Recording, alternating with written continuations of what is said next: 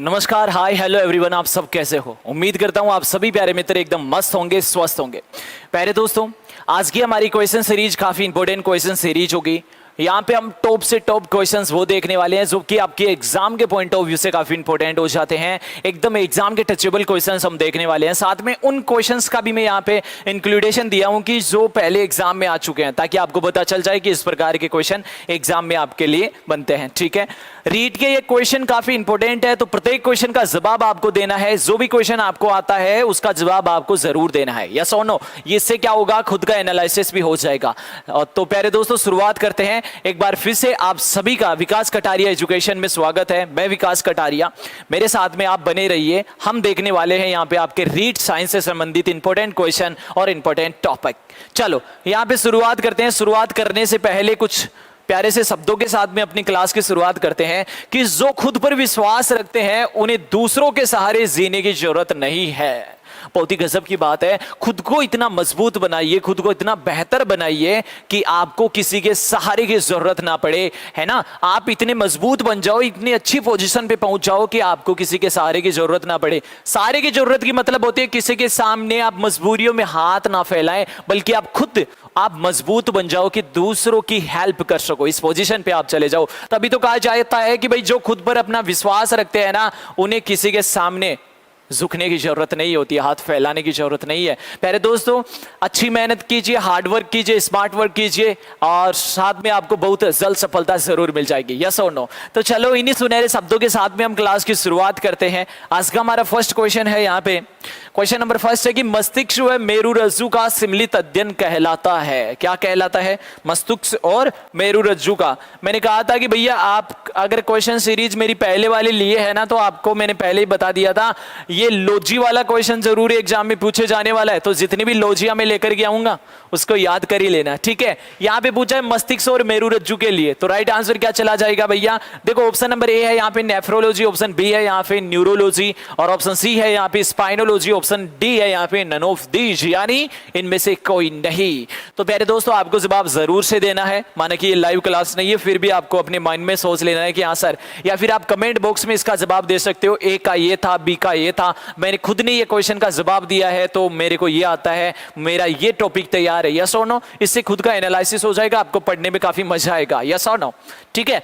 तो यहाँ पे राइट आंसर मस्तिष्क और मेरुरज्जु के अध्ययन के लिए पूछा है, तो क्या चला जाएगा? न्यूरोलॉजी। अगर यहाँ पे अकेला मेरुरज्जु के लिए पूछता तो स्पाइनोलॉजी चला जाता, स्पाइन का अध्ययन हो जाता। लेकिन यहाँ पे दोनों को मिलाकर है और दोनों में क्या होते हैं? न्यूरॉन्स होते हैं, न्यूरॉन्स का अध्ययन करते हैं, यस और नो। तो यहाँ पे क्या आ जाएगा राइट आंसर? न्यूरोलॉजी चला जाएगा, ठीक है। नेफ्रोलॉजी का मतलब आप समझ गए होंगे, वृक्क का अध्ययन। वृक्क में जो नेफ्रॉन वगैरह होता है उसकी स्टडी करना नेफ्रोलॉजी कहलाता है, ठीक है। आगे बढ़े, ठीक है। तो प्यारे दोस्तों, सेकंड क्वेश्चन है हमारा कि डीएनए से डीएनए का निर्माण। इसको सबसे पहले तो ट्रिपल स्टार मार्क कर दो, गजब का क्वेश्चन बन जाता है आपके एग्जाम के पॉइंट ऑफ व्यू से। डीएनए से डीएनए का निर्माण क्या कहलाता है? ऑप्शन नंबर ए है रेप्लिकेशन और ऑप्शन बी है यहाँ पे ट्रांसक्रिप्शन, ऑप्शन सी है यहाँ पे ट्रांसलेशन या फिर ऑप्शन नंबर डी है नन ऑफ दिस, इनमें से कोई नहीं। राइट आंसर क्या चला जाएगा भैया? यहाँ पे देखो, डीएनए से डीएनए का निर्माण कर रहे हैं, इसका मतलब समझ में आ गया ना कि एक डीएनए है जो अपने जैसा ही डीएनए तैयार करवा रहा है, और इसको क्या कहा जाता है? रेप्लिकेशन, यानी रेप्लिका तैयार करवा रहा है। क्या? रेप्लिका तैयार कर रहा है, इसे कहा जाता है रेप्लिकेशन, उसका उसके जैसा ही निर्माण, यस और नो। आगे बात समझ में? तो इसे कहा जाता है रेप्लिकेशन। ऑप्शन नंबर ए सही हो जाएगा। अब देखो, एक अब नियम समझ लीजिए जिसे सेंट्रल डोग्मा सिद्धांत कहा जाता है। सेंट्रल डोग्मा सिद्धांत क्या होता है मैं आपको बताता हूं। देखो भैया, जब डीएनए से डीएनए क्या होता है? डीएनए हमारा जेनेटिक मटेरियल होता है, आनुवंशिक पदार्थ होता है, जिसकी फुल फॉर्म क्या होती है? डीऑक्सीराइबोन्यूक्लिक एसिड, ठीक है। डीएनए से जब भी आरएनए का निर्माण होगा, डीएनए से जब भी आरएनए का निर्माण होगा, तो इस प्रोसेस को क्या कहा जाता है? इस प्रोसेस को कहा जाता है ट्रांसक्रिप्शन। क्या कहा जाता है? ट्रांसक्रिप्शन। डीएनए से आरएनए का निर्माण, इसे हिंदी में कहा जाता है अनुलेखन। क्या कहा जाता है? अनुलेखन। अनुलेखन का मतलब होता है डीएनए से आरएनए का बनना। एक प्रोसेस आगे चलती है, आरएनए से प्रोटीन का निर्माण। आरएनए से प्रोटीन का निर्माण क्या कहलाता है? ये क्वेश्चन भी काफी इंपॉर्टेंट बन जाता है कि भैया आरएनए से प्रोटीन का जो निर्माण होता है उसे क्या कहा जाता है? तो उसे कहा जाता है यहाँ पे ट्रांसलेशन। मैं इसे यहाँ पे एरो लगा करके बता रहा हूं कि जो आरएनए होता है उससे यदि प्रोटीन का निर्माण होता है तो इसे कहा जाता है ट्रांसलेशन। ट्रांसलेशन को हिंदी में क्या कहा जाता है? हिंदी में कहा जाता है यहाँ पे अनुवादन। अनुवादन। क्लियर? अब चाहे कोई भी वर्ड और कोई भी क्वेश्चन आपके साथ में आ जाए, डीएनए से डीएनए रेप्लिकेशन, डीएनए से आरएनए अनुलेखन और आरएनए से यहां पे प्रोटीन का निर्माण अनुवादन या ट्रांसलेशन। बात समझ में आ गई क्या? अब देखो एक क्वेश्चन और पूछेगा, आरएनए से डीएनए का निर्माण क्या कहलाता है? तो इसे कहा जाता है रिवर्स ट्रांसक्रिप्शन। क्या कहा जाता है? Reverse transcription. याद रहेगी ना ये सारी बातें? सारी इंपॉर्टेंट है, आप माइंड में लपेट लेना। ओके चलो नेक्स्ट क्वेश्चन देखते हैं। पहले दोस्तों देखो ये क्वेश्चन सीरीज आपकी रीट एग्जाम के लिए काफी इंपॉर्टेंट है ना, क्योंकि ऐसे ही क्वेश्चन एग्जाम के अंदर पूछे जाते हैं। तो आप सभी को क्या करना है मेरे साथ में, ये जो क्वेश्चन सीरीज है रीट वाली में आपकी लास्ट रीट एग्जाम तक ये चलने वाली है। तो आपको क्या करना है, विकास कटारी एजुकेशन को सब्सक्राइब कर लेना है और बेल आइकन को जरूर प्रेस कर लेना है। हर एक दिन यहाँ पे क्वेश्चन सीरीज चलेगी, प्रत्येक क्वेश्चन हम देखते चलेंगे। 30 क्वेश्चन की डेली क्वेश्चन सीरीज होगी जिसमें हम यहाँ पे फिजिक्स, केमिस्ट्री, बायोलॉजी देखने वाले हैं और साथ में टीचिंग मेथड्स के क्वेश्चन देखेंगे। यानी वादा रहा मेरा कि आपका एक क्वेश्चन गलत नहीं जाने देंगे यहां से आपकी रीट एग्जाम में। बस आपको एक विश्वास करके यहां पे आपको क्या करना है, डेली क्लास में जरूर उपस्थित होना होगा। हमने बहुत ही गजब का रिजल्ट पिछले अपनी क्वेश्चन सीरीज के द्वारा रीट एग्जाम में लिया है, उसके जैसा उससे बेहतरीन रिजल्ट अब की बार फिर से लेने वाले हैं। जैसे कि बहुत सारे मित्र मेरे साथ में जुड़े हुए हैं, उनको तो पता है कि हमने बहुत सारी क्वेश्चन सीरीज क्वेश्चन बहुत ही गजब तरीके से यहाँ पे देखा है और बहुत ही गजब हमारा रिजल्ट भी रहा है। तो ठीक है, तो इसी प्रकार से आपको क्या कर लेना है, साइंस के लिए मैं वादा करता हूं, तो साइंस के लिए यहाँ पे विकास कटारिया एजुकेशन को सब्सक्राइब कर लेना है। प्रत्येक दिन आप डेली क्वेश्चन सीरीज को, प्रत्येक क्वेश्चन को समझते जाना है। यस और नो? ठीक है okay. Next question, question number 3 है कि भैया सूत्रकणिका में कृष्टि किसका स्थल है? ऑप्शन नंबर ए है यहाँ पे प्रोटीन संश्लेषण या अनुवादकरण का, या फिर ऑप्शन नंबर बी है यहाँ पे ऑक्सीकरण, उपचयनकारी क्रियाएं या श्वसन में, और ऑप्शन नंबर सी है यहाँ पे अणु को तोड़ना यानी उपापचय में, या फिर ऑप्शन नंबर डी है यहाँ पे प्रोटीन संश्लेषण में। क्या राइट आंसर चला जाएगा? क्वेश्चन देखिए, बोल रहा है कि सूत्रकणिका, सूत्रकणिका क्या होती है? माइटोकॉन्ड्रिया। ठीक है, इसे क्या कहा जाता है? माइटोकॉन्ड्रिया। माइटोकॉन्ड्रिया में क्या पाई जाती है? क्रिस्टी पाई जाती है। आपको पता है माइटोकॉन्ड्रिया की क्रिस्टी के लिए रीट में पहले क्वेश्चन पूछा गया था, आई थिंक 2017 की वो जो एग्जाम लगी थी उसमें, किसमें क्रिस्टी पाई जाती है, किसमें पाई जाती है? माइटोकॉन्ड्रिया में। ठीक है, क्वेश्चन अब देखो क्या है, सूत्रकणिका में क्रिस्टी किसका स्थल होता है? किसका स्थल होता है? इसके लिए आपको जवाब मिलेगा इसके कार्य से। माइटोकॉन्ड्रिया का कार्य क्या होता है? बोले सर हम सभी जानते हैं कि जो माइटोकॉन्ड्रिया होता है वो ऑक्सीडेशन में काम में आता है। किसमें? ऑक्सीडेशन में। इसमें क्या होता है? श्वसन की क्रिया होती है, इसमें फूड का ऑक्सीडेशन होता है। किसका ऑक्सीडेशन? यानी फूड का ऑक्सीकरण होगा, ऑक्सीकरण होगा। ठीक है, श्वसन की क्रिया संपन्न होती है, किसमें होती है? माइटोकॉन्ड्रिया के अंदर। अब देखना आपको जवाब मिल जाएगा, ऑक्सीडेशन हो रहा है ना, ऑक्सीकरण हो रहा है यानी श्वसन की क्रिया हो रही है। ऑप्शन नंबर बी को देखो, ऑक्सीकारी उपचयनकारी क्रियाएं यानी कि श्वसन में भागीदारी निभाता है भैया ये जो माइटोकॉन्ड्रिया की क्रिस्टी पाई जाती है, ऑक्सीश्वसन कंप्लीट होता है। यस और नो? रिलेट कर पाए ना? बस माइटोकॉन्ड्रिया को आपको देखना होगा कि कार्य क्या है। ठीक है, नेक्स्ट क्वेश्चन देखिए यहाँ पे क्वेश्चन नंबर 4, निम्नलिखित में से कौन सी झिल्ली प्रकाशीय ऊर्जा को रासायनिक ऊर्जा में रूपांतरित करती है? क्या बोल रहा है क्वेश्चन? क्वेश्चन बोल रहा है कि कौन सी एक झिल्ली है जो प्रकाशीय ऊर्जा को किस में कन्वर्ट कर रही है? रासायनिक ऊर्जा में कन्वर्ट कर रही है। ऑप्शन नंबर ए है थाइलेकोइड, ऑप्शन बी है यहाँ पे जेवगला, ऑप्शन सी है यहाँ पे केंद्रीय झिल्ली, ऑप्शन डी है यहाँ पे रिक्तिका झिल्ली। अगर मेरी क्वेश्चन सीरीज में आप लगातार बने हुए हो तो इस रुद्रमणि का क्वेश्चन सीरीज के अंदर, रुद्रमणि का टेस्ट सीरीज में ही पहले मैंने बता रखा है कि कौन है जो प्रकाश ऊर्जा को रासायनिक ऊर्जा में कन्वर्ट करता है और कन्वर्ट करके क्या करता है। यह क्वेश्चन का जवाब मैंने आपको बताया था क्लोरोप्लास्ट, या यहां पे क्या बता दिया था? हरित लवक। ठीक है, इसी क्वेश्चन को थोड़ा सा और उसी क्वेश्चन की लैंग्वेज वही है, ऑप्शन थोड़ा सा अलग दे दिया। तभी तो कहता हूं क्वेश्चन को समझना जरूरी होता है, रटने मात्र से कुछ नहीं होगा। रट करके कितना रट लोगे भैया? यहाँ पे 150 क्वेश्चन आपसे याद नहीं होंगे रटोगे तो, है ना? तो समझना पड़ता है, पीछे की प्रोसेस समझनी पड़ती है ना? लॉजिक होता है वो जानना होता है। यहाँ पे देखो आगे वैसे तो जो भी क्वेश्चन सीरीज में थे उसका जवाब दे सकते हैं। भैया ये थाइलेकोइड ही राइट आंसर चला जाएगा। आपको पता है ना ये किसका भाग होता है, हरित लवक का भाग होता है, क्लोरोप्लास्ट का भाग होता है, जहां पर ये प्रकाश संश्लेषण की क्रिया का संपन्न होती है, जिसमें क्या होता है, पर सूर्य से प्रकाश आएगा, उसको झपेटा जाएगा, यानी उसको प्रकाश ऊर्जा को किसमें कन्वर्ट किया जाएगा, रासायनिक ऊर्जा में। और उस दौरान क्या होता है, भोजन पादप अपना भोजन तैयार करते हैं। यस और नो? ठीक है, बताई थी ये बात मैंने, चलो बताई थी तो आगे चलो फिर नेक्स्ट क्वेश्चन देखो। क्वेश्चन नंबर 5 क्या बोल रहा है कि ध्वनि तरंगों की प्रकृति होती है। सबसे पहले तो इस क्वेश्चन को ना 3 सितारा होटल में प्रवेश करा दो, गजब का क्वेश्चन बन जाता है। क्वेश्चन बोल रहा है कि भैया ध्वनि तरंगों की प्रकृति क्या होती है, अनुदैर्घ्य प्रकृति होती है, या ऑप्शन बी अप्रगामी तरंगे होती है, या फिर ऑप्शन सी है यहाँ पे अनुदैर्घ्य तरंग प्रकार की प्रकृति होती है, या फिर ऑप्शन डी है यहाँ पे विद्युत चुंबकीय तरंगे प्रकार की प्रकृति होती है। कैसी प्रकृति होगी, दे दो जवाब। ध्वनि तरंगों के लिए पूछा है, राइट आंसर मैं बता देता हूं, ऑप्शन नंबर सी होगा, यहाँ पे अनुदैर्घ्य प्रकार की होगी। 2 क्वेश्चन पूछेगा आपको, डायरेक्टली याद रखना, 2 क्वेश्चन पूछेगा। एक क्वेश्चन आपको पूछेगा ध्वनि के लिए, जो कि पूछ लिया। दूसरा क्वेश्चन आपको पूछेगा प्रकाश के लिए, कि प्रकाश की भी प्रवृत्ति बताओ, यस और नो। ठीक है, अब देखना जवाब देखो। ध्वनि के लिए तो समझ में आ गया, अनुदैर्घ्य प्रकार की होगी। दूसरा तरंग के लिए पूछेगा प्रकाश, जो कि अनुप्रस्थ प्रकार की होती है। एक बात याद रख लेना भैया, ऑप्शन के अंदर ये और ये दोनों आपको कतई भी नहीं दिखने वाले हैं।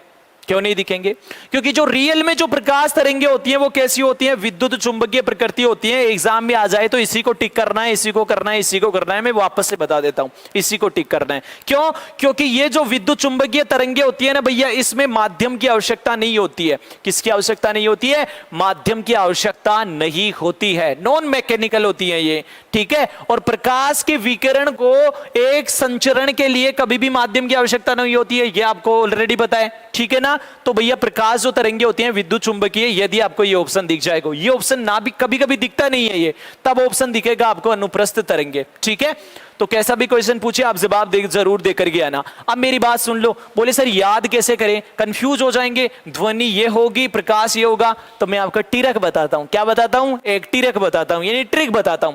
प्रे से यहां से हटा लो, प्रे को मैं हटाऊं और इस प्रे को प्रे से जोड़ दो। अन्नू तो दोनों के पास में समान है भैया, अन्नू तो इसके पास भी है, अन्नू इसके पास भी है, अन्नू तो दोनों के पास में है। तो इससे आगे बढ़ो, फिर प्रे से कनेक्ट करना प्रकाश को, प्रस्थ के साथ में प्रकाश जोड़ना, और धैर्य रखो भैया। इसमें देखो ध से याद रखना, ध से ध्वनि को कनेक्ट कर देना, कभी नहीं भूलने वाले, चिपका दो अपने माइंड में। ठीक है, ये बात आप याद रखना। अब मेरी बात ये सुन लो, बोले सर ये तो समझ में आ गया, ध्वनि की तरंग कौन सी है, प्रकाश तरंगे किस प्रकार की है, ये तो हमें समझ में आ गया। अगर ऐसा क्वेश्चन पूछेगा तो मैं गलत नहीं करने वाला। ठीक है, बोले सर एक चीज हमें बता दो, ये जो अनुप्रस्थ तरंग और अनुदैर्घ्य तरंग होती है, ये होती क्या है, ये और बता दे तो दिल गार्डन हो जाएगा। चलो फिर, ये तो अच्छी बात है, समझ लो, मैं इसे मिटा देता हूं। ठीक है, देखो सबसे पहले मैं बताता हूं यहाँ पे कि अनुप्रस्थ तरंगे कैसी होती हैं। अनुप्रस्थ तरंगों में क्या होते हैं, जो माध्यम के कण होते हैं, माध्यम के कण और जो तरंग के कण होते हैं वो एक दूसरे के, माध्यम के कण और जो तरंग के कण होते हैं, तरंग कण, ठीक है, वो क्या होते हैं, एक दूसरे के लंबवत होते हैं। कैसे होते हैं, लंबवत होते हैं। कैसे होते हैं, देखो इस स्ट्रक्चर को समझो। जैसे यहां से कोई माध्यम के कण और तरंग इस प्रकार से वृत्त और श्रृंग बनाते हुए लंबवत एक दूसरे के, ये क्या होता है, इसे बोलता है कृष्ठ भाग। कृष्ठ का मतलब होता है शीर्ष भाग, जिसे क्या बोलते हैं यहाँ पे, श्रृंग भाग। ये हो गया श्रृंग, कृष्ठ इसे बोला जाता है। ये खड्डा भाग होता है, इसे थ्रोग बोला जाता है, और इसे कहा जाता है गृत। ठीक है, वो तरंगे जो श्रृंग और गृत बनाती हुई चलती है ना, ऐसे तरंगों को कहा जाता है अनुप्रस्थ तरंगे। इसमें माध्यम के कण और तरंगे के कण जो होते हैं एक दूसरे के लंबवत संचरित होते हैं। आ गई बात समझ में? ठीक है, अगर आ गई है तो आगे चलो। अनुदैर्घ्य तरंगों की बात करता हूं, तो अनुदैर्घ्य तरंग में क्या होता है, जो माध्यम के कण होते हैं वो और जो तरंग है, माध्यम और तरंग के कण जो होते हैं वो एक दूसरे के अनुदिश गति करते हैं, यानी अनुदिश संचरित होते हैं। अनुदिश का मतलब होता है साथ साथ, ऐसे है ना, इस प्रकार से गति करते हैं। जबकि ये तो क्या थे, लंबवत थे एक दूसरे के, जबकि ये अनुदिश होते हैं। यस और नो, बात समझ में आ गई? देखो अनुदैर्घ्य के लिए थोड़ी सी बात मैं यहां पे बताता हूं। यहां पे क्या होता है, ये विरलन और संगनन, विलयन और संघनन के द्वारा। जैसे ये क्या हो गया, संघनन, इसका कंप्रेस्ड भाग हो गया, यानी कि कण इसके क्या है, पास पास में, इसके लिए क्या बोलते हैं, इसको कंप्रेस्ड भाग बोलते हैं, संघनन भाग बोला जाता है। और साथ में ये दूर दूर कण हो गए, इनको बोला जाता है विरलन, रैरफैक्शन। फिर क्या आ जाएगा, फिर आ जाएगा संघनन भाग, जिसके कण क्या होंगे, पास पास में, इसे क्या बोलते हैं, कंप्रेस्ड। फिर क्या आ जाएगा यहाँ पे, रैरफैक्शन, इसके कण क्या होते हैं, दूर दूर, यानी इसे क्या कहते हैं, रैरफैक्शन। तो जो अनुदैर्घ्य तरंगे होती हैं उसमें कंप्रेस्ड, रैरफैक्शन, कंप्रेस्ड, रैरफैक्शन ऐसे एकांतर रूप में संचरित होते रहते हैं। और इसी प्रकार से संचरण से जो तरंगे संचरित होती हैं उसे कहा जाता है अनुदैर्घ्य तरंगे। क्लियर है? के बात समझ में आ गई ना बात? तो भैया इतनी बातें याद रखना, जो भी क्वेश्चन पूछे उसे लपेट लेना।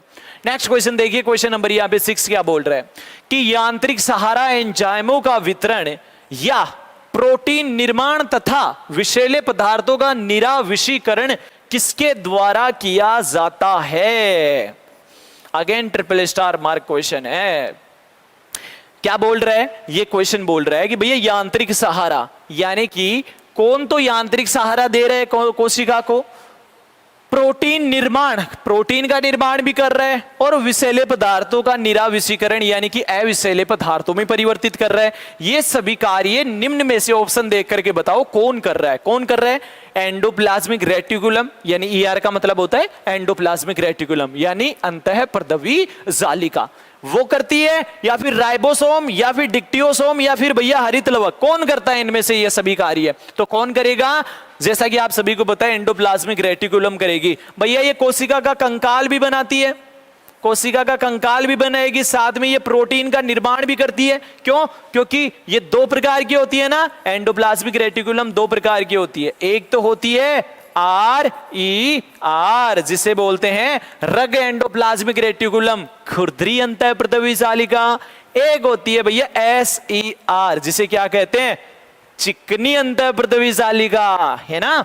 एक हो गई SER, स्मूथ एंडोप्लाज्मिक रेटिकुलम। ये दो प्रकार की होती है ना। अब आपको पता है ना, ये जो रग एंडोप्लाज्मिक रेटिकुलम होते हैं इसमें क्या पाए जाते हैं, राइबोसोम उपस्थित होती हैं, इसलिए तो ये रग है, खुरदरी है, तो ये प्रोटीन का निर्माण भी करती है। यस और नो? SER विषैले पदार्थों का क्या करती है, निराविषीकरण भी करती है, यानी जो विषैले पदार्थ हैं उसको अविषैले पदार्थों में कन्वर्ट करती है। तो ये सारे काम किसके हो गए, एंडोप्लाज्मिक रेटिकुलम की। उम्मीद करता हूं आपको समझ में आ गया। चलो नेक्स्ट क्वेश्चन देखो फिर इसी बात पर। क्वेश्चन 7 है कि लाइसोसोम में किस एंजाइम को मार्कर कहते हैं?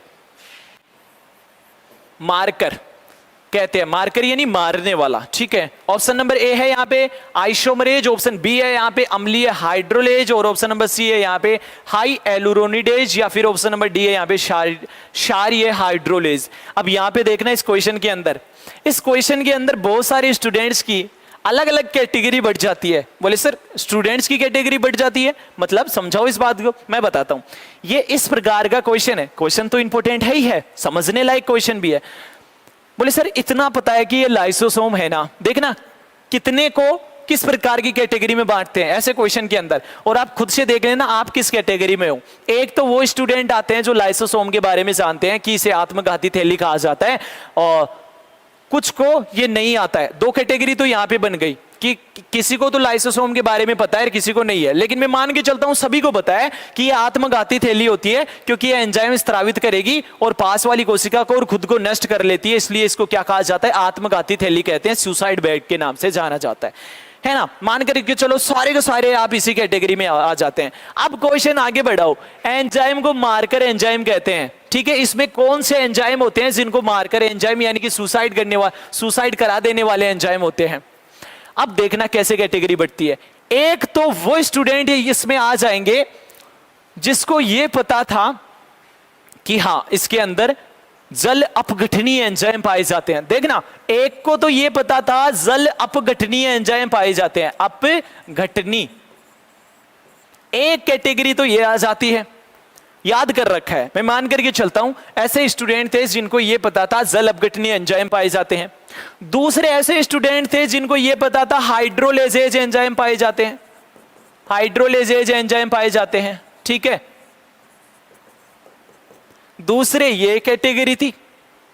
अब इन दो के अंदर देखना कि इनको किसी ने क्या पढ़ा कि जल अपघटनीय एंजाइम पाए जाते हैं, लेकिन किसी को इंग्लिश नहीं आती थी, इनको ये नहीं पता था कि हाइड्रोलेजेज एंजाइम इन्हीं जल अपघटनी को कहा जाता है। ये हकीकत है, माना कि आपको आ रहा होगा, लेकिन आप में से किसी ना किसी को जरूर ये नहीं पता होगा कि अच्छा ये दोनों एक ही होते हैं क्या। तो याद रखना, हाइड्रोलेजेज एंजाइम इसमें पाए जाते हैं लाइसोसोम के अंदर, और जल अपघटनी इसे ही कहा जाता है। ये हिंदी रूप है, ठीक है। बोले सर और भी कैटेगरी बनती है क्या? भैया और कैटेगरी ये बनती है कि सर हमें इतना तो पता था कि इसमें हाइड्रोलेजेज या जल अपघटनी एंजाइम पाए जाते हैं, अब यहां पे तो ऑप्शन ही अलग अलग दे रहे हैं। एक तो यहां पे हाइड्रोलेज एंजाइम दे रहे हैं अम्लीय, और दूसरा होता है क्षारीय। बोले सर इतना तो हमें पता था, अब क्या करें? अब थोड़ा सा डाउट हो गया। तो 3-4 कैटेगरी अपने आप बन गई ना। बात एक ही थी, लेकिन देखो कुछ को आ रहा है कुछ को नहीं आ रहा है। सच बता रहा हूं, देख लेना भैया, अपनी अपनी कैटेगरी सेलेक्ट कर लेना। तो याद रखना, बोले सर यहां तक तो हम सीमित थे, चुटकियों में आंसर देने वाले थे, लेकिन रुक गए यहां पर कि भैया यहां पे क्षारीय दे दिया और अम्लीय दे दिया। तो याद रखना, इस लाइसोसोम के अंदर अम्लीय हाइड्रोलेजेज एंजाइम पाए जाते हैं। अब मैं उम्मीद करता हूं आप कभी नहीं भूलने वाले, क्योंकि मैंने आपको कैटेगरी में डाल दिया और आपके माइंड में सेट भी कर दिया। नेक्स्ट क्वेश्चन देखो, इसी बात पर क्वेश्चन नंबर 8 है, रिक्तिका की परत कौन सी है? रिक्तिका यानी वैक्यूल कौन सी परत है? ऑप्शन नंबर ए है प्लाज्मा लेमा, ऑप्शन बी है यहाँ पे टोनोप्लास्ट, ऑप्शन सी है यहाँ पे ज़ेवकला, या फिर ऑप्शन नंबर डी है यहाँ पे कोशिका द्रव्य झिल्ली। एक स्टैंडर्ड क्वेश्चन है, डायरेक्ट आंसर देकर के निकलना होता है, ऐसे क्वेश्चन होते हैं ये, ठीक है। तो राइट आंसर क्या आ जाएगा? रिक्तिका की जो ऊपरी कोशिका झिल्ली होती है उसे टोनोप्लास्ट के नाम से जाना जाता है। Clear clear. नेक्स्ट क्वेश्चन देखो, क्वेश्चन नंबर यहाँ पे आ जाता है 9। निम्न के संश्लेषण में आरएनए भाग लेता है। क्वेश्चन पूछा है कि आरएनए किसके संश्लेषण में भाग लेता है, किसका निर्माण करता है? ऑप्शन नंबर ए है यहाँ पे डीएनए, ऑप्शन बी है यहाँ पे प्रोटीन, ऑप्शन सी है यहाँ पे कार्बोहाइड्रेट, ऑप्शन डी है यहाँ पे वसा। ठीक है, मजा आ रहा है ना? आ रहा है ना मजा? हाँ बिल्कुल आना भी चाहिए। प्रोटीन संश्लेषण, आरएनए भाग लेता है। क्या बोला था यहाँ पे? हाँ संश्लेषण, किसके संश्लेषण में? राइट आंसर मैंने ही बता दिया, ऑप्शन नंबर बी, यानी प्रोटीन के संश्लेषण में यहाँ पे आरएनए भागीदारी निभाता है। कैसे लेता है, कैसे नहीं लेता है? राइबोसोम के द्वारा पूरी प्रोसेस होती है, क्वेश्चंस के साथ में समझेंगे। फिलहाल के लिए याद रखना, ये जो आरएनए होता है प्रोटीन संश्लेषण करने का कार्य करता है, यानी प्रोटीन का निर्माण करने का कार्य करता है। ठीक है, क्वेश्चन नंबर 10 देखिए, किसी सरल लोलक की लंबाई 4% बढ़ा दी जाए तो उसका आवर्तकाल क्या होगा? सबसे पहले तो इससे 5 सितारा होटल में फिट कर दो भैया, काफी गजब का ये क्वेश्चन बन जाता है। 5 स्टार क्वेश्चन है, क्वेश्चन पूछा जाएगा, प्यारा क्वेश्चन है।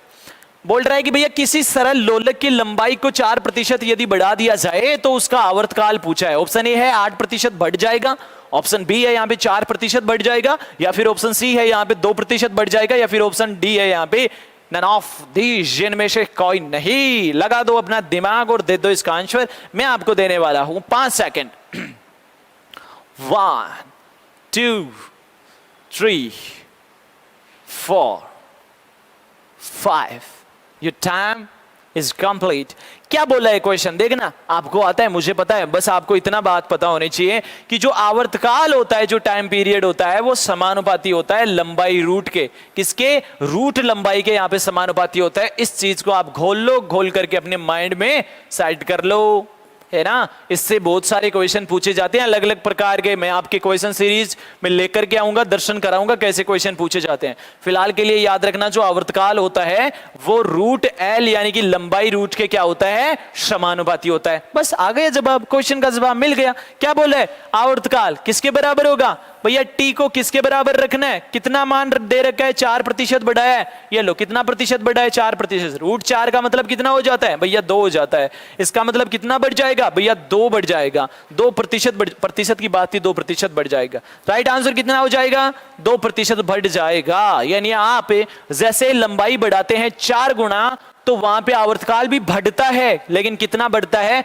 उस वर्ग 4 के बराबर बढ़ता है, यानी कि 2 गुना बढ़ जाता है। यस और नो? इसका मतलब हो गया आवर्तकाल और जो लंबाई होती है एक दूसरे के समानुपाती होती है। बस इतना सा होता है कि भैया आवर्तकाल इसके रूट एल के समानुपाती होती है। Clear clear. तो प्यारे दोस्तों, ये थे आज के हमारे टॉप 10 क्वेश्चन। उम्मीद करता हूं ये रुद्रमणि का टेस्ट सीरीज आपको पसंद आई होगी, आपने कुछ सीखा होगा। यदि आपने सीखा है और इस क्वेश्चन सीरीज को आप एग्जाम तक सीखना चाहते हैं, मैं डेली यहाँ पे क्लास लगेगी, जैसे कि मैं पहले ही बता चुका हूं, तो आप विकास कटारी एजुकेशन के साथ में जुड़ जाइए।